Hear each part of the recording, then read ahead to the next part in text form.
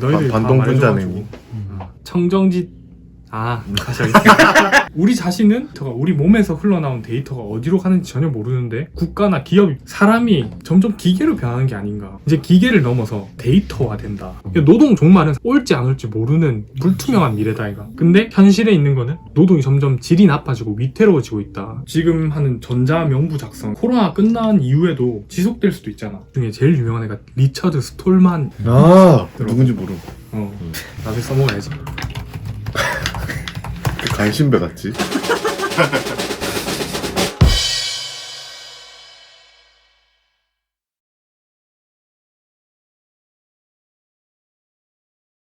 너희들 반동분자네. 장점. 저는 이 책이 지금의 전환기에 주목했다. 디지털 전환. 그 전환기에 디지털 트랜스포메이션. 맞죠. 그거에 주목해가지고 이 논의를 좀 더 깊고 넓게 진행을 한다면 새로운 시대에 자본론이 탄생할지도 모르겠다라는 생각을 해요. 되게 야망 있는 책이다. 아주 광범위한 분야를 통합적으로 거시적으로 이해하는 데 도움이 됐다. 변화가 한 분야에서만 일어나는 게 아니다 이거. 그건 그래. 맞아. 플랫폼 영역, 뭐 기후, 뭐 환경 분야라든지 맞아. 기술, 뭐 여러 분야에서 일어나는 거니까 이해하는 데 도움이 됐고, 단점은 다 비슷한데 다양한 분야를 다루잖아. 지금 현재 뭐가 문제인지에 대해서는 되게 구체적으로 다양하게 다루고 있는데 해결 방안에 대해서는 굉장히 추상적이고 하나로 퉁치고 있다. 커먼즈. 셋 다 진짜 비슷하네. 느낀 게 비슷해. 이 문제는 이렇게 확 펼쳐놨는데 해결책은 그냥 대충 탁 그냥 원론적인 이야기로 짧게. 커먼즈 하나로 그냥 탁 퉁치는 느낌이지. 그래서 좀 대안이 부족하지 않나. 그래서 두 번째, 내가 꼽은 한 문장. 비대면 소비와 재화의 유통이란 청정지 다시 하겠습니다. 다시 할게요. 비대면 소비와 재화의 유통이란 청정지대는 아이러니하게도 부단히 대면 접촉을 행해야 하는 현장 유령 노동자들을 언제 어디서든 쉽게 동원할 수 있어야 유지된다. 그러니까 한쪽에서는 계속 이렇게 막 착취를 해가지고 또 다른 한쪽을 부양하는 이런 식의 쉽게 배달의 민족 생각하면 돼. 쿠팡 같은 거. 이런 식의 사회구조.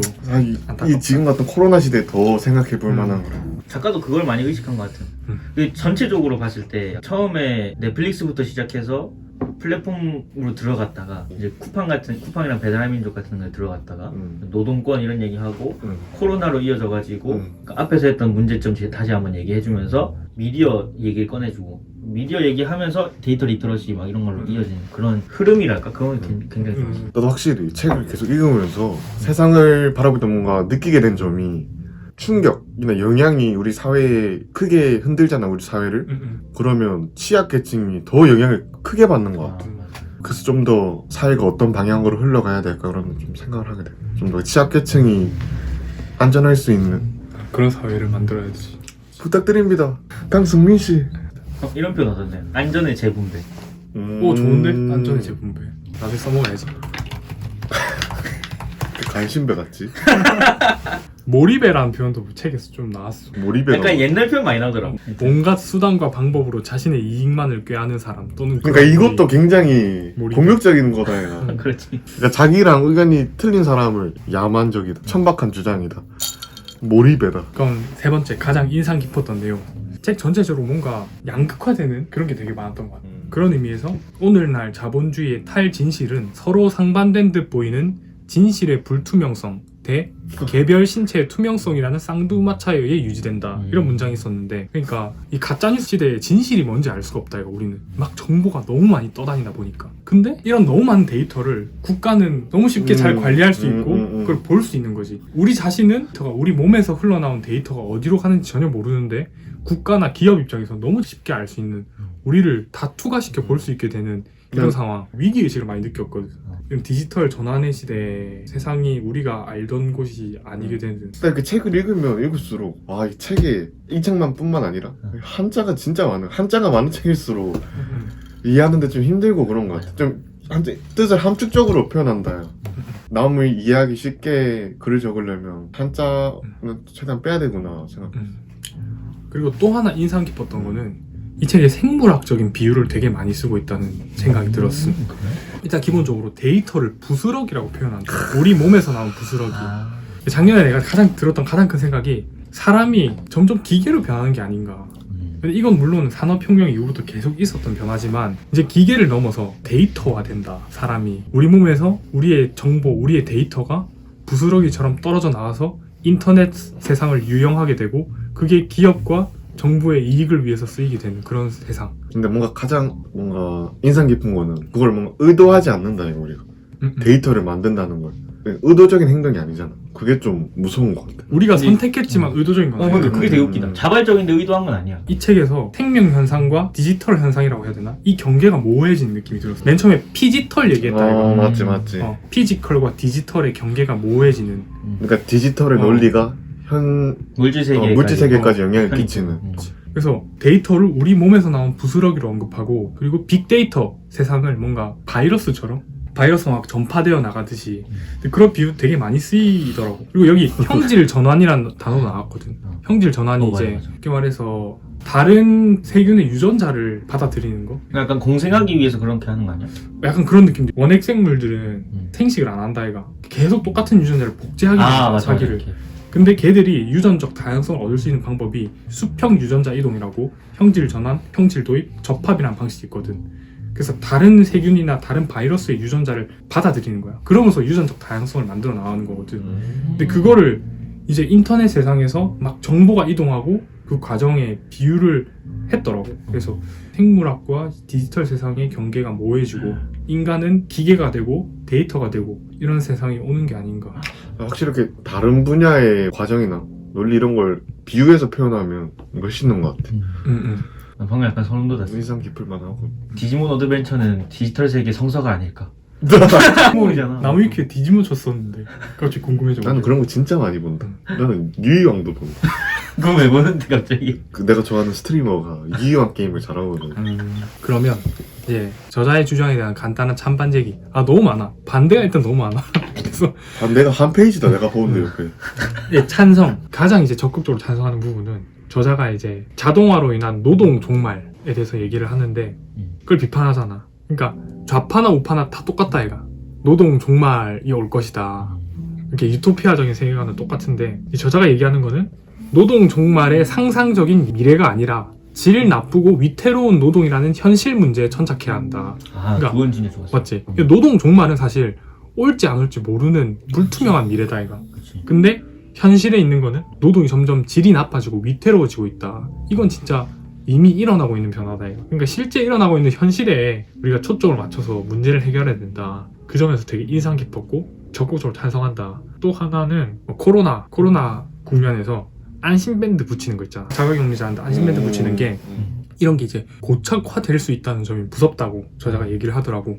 나도 동의해. 한번 쓰기 시작하면 그니까 다음이 뭐가 어렵겠어. 이거 지금 하는 전자명부 작성 이런 것도 사실은 기본권 침해 요소가 나타날 수도 있잖아 나중에는. 그러니까 이게 나중에 코로나 끝난 이후에도 뭐 사회 안전을 명목으로 지속될 수도 있잖아. 그러니까 만약에 그런 상황이 왔을 때 우리 시민사회가 그걸 막을 수 있냐는 거지.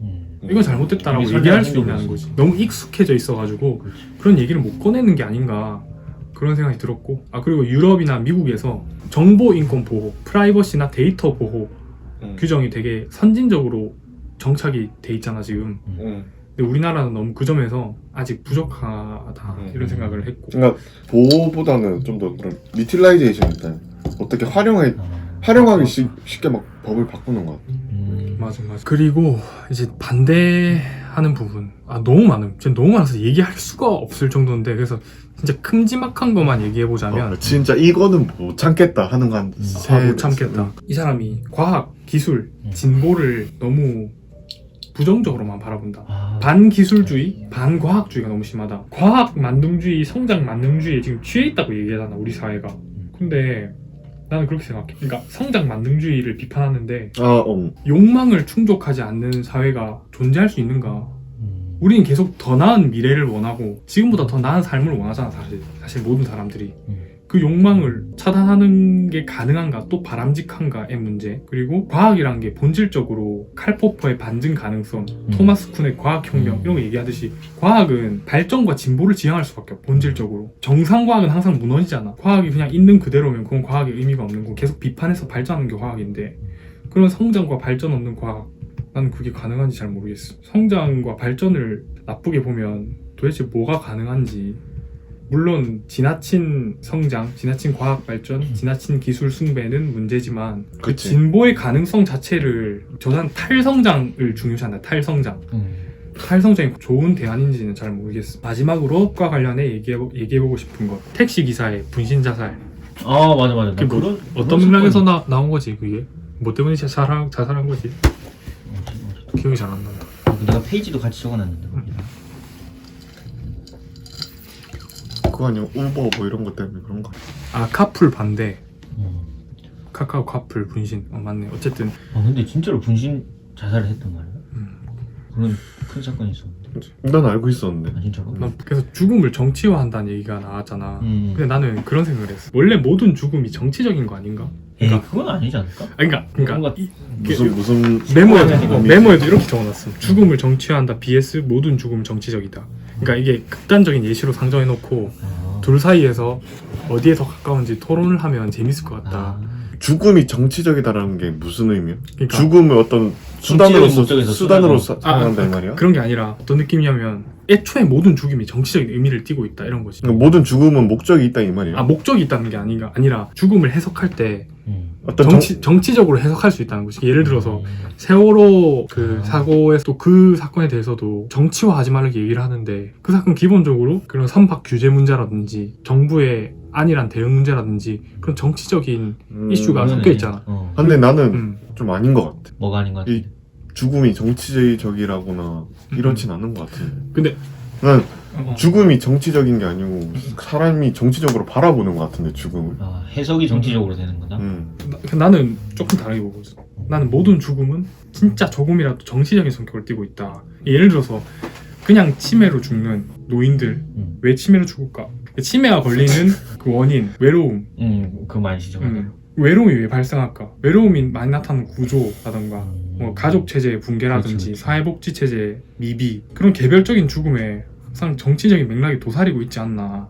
사고로 죽든. 근데 나는 전혀 동의를 못하겠어. 그러니까 근데 둘이 같은 얘기 하는 것 같은데? 그러니까 너도 어떤 죽음이든지 간에 정치적으로 해석될 여지가 있다기보다 어쨌든 그 정치로 해결할 수 있는 문제들을 품고 있다 이런 얘기잖아. 그러니까 여지가 있다가 아니라 그 바라보는 사람마다 다른 거지 그건. 그러니까 사람이 정치적으로 들여다봐서 정치적으로 보인다 이 말.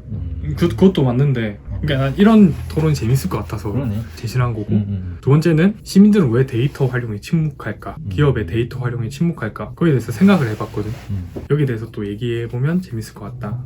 마지막으로 커먼즈 좀 조사를 해봤거든. 즉 커먼즈가 무엇이고 부족한 점은 뭐고 그리고 커먼즈의 대표적인 사례로 이제 지적되고 있는 깃허브에 대한 내용을 좀 조사를 해봤어. 되게 재밌더라고 깃허브. 깃허브에서 출발해서 자유 소프트웨어 운동이라고. 오픈 소스 같아. 근데 오픈소스랑 약간 다르지. 이게 약간 더 나간 거야. 더 나갔나? 근데 이 자유 소프트웨어 운동의 중에 제일 유명한 애가 리처드 스톨만. 누군지 모르고. 그래서 이제 이 얘기를 재밌는 얘기를 하면 좋겠다. 인터넷 스마트폰의 이면에 감춰진 어두운 그림자를 찾아보자. 두둥.